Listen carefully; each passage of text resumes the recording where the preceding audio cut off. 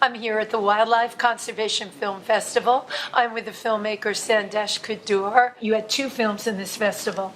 Can you tell me about the film first that you made in Kaziranga? That film's called Land of the Rhino and the Tiger.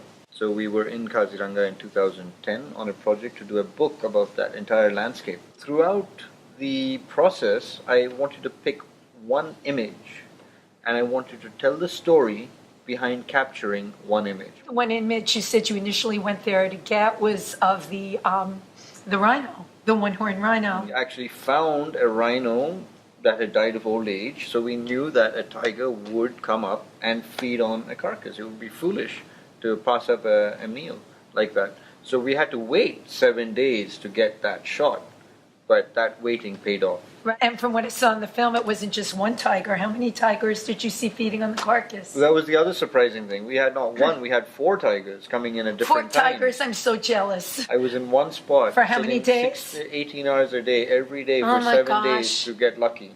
So luck is actually, it's a matter of persistence. When you were there 18, I mean, what the heck do you do for 18 hours by yourself? You twiddle your thumbs and you play Angry Birds. You bet.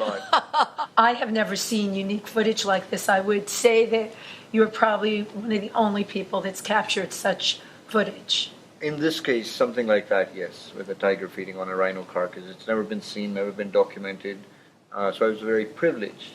Can you tell me a little bit about your second film that you did on the return of the Clouded Leopard? Clouded Leopards was a very different film. It was a film about the rehabilitation of 2 orphaned cubs. When I went and started documenting the process of these cubs growing up, because we knew from the very beginning that we wanted to release them back into the wild.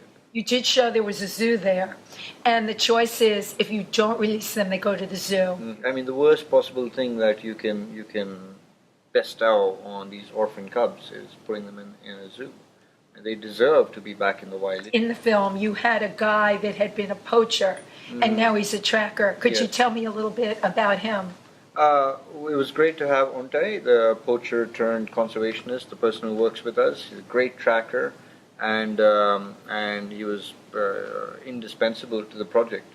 And because of him, the whole project was as successful as it was. That is such an excellent thing to hear, because we hear about poaching all the time, and people don't realize that if you can just change the mindset right through education, you can change the outcome.